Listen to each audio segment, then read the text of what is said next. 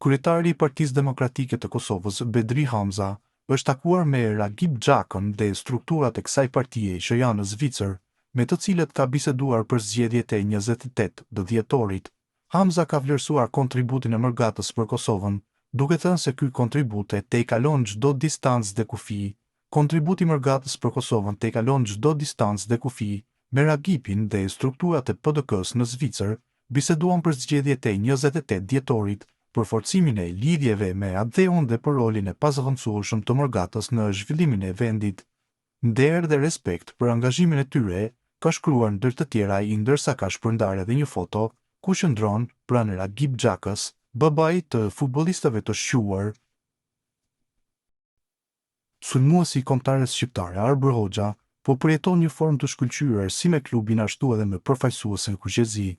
Nëse me Shqipërinë ka spikatur kryesisht në lojën kolektive, te Dinamo Zagrepit ai është kthyer në protagonist absolut fal golave vendimtar.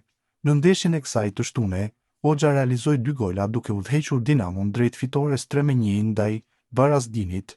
Ai zhbllokoi rezultatin në minutën e 37, ndërsa në pjesën e dytë e vulosi triumfin e ekipit e tij me një gol spektakolar.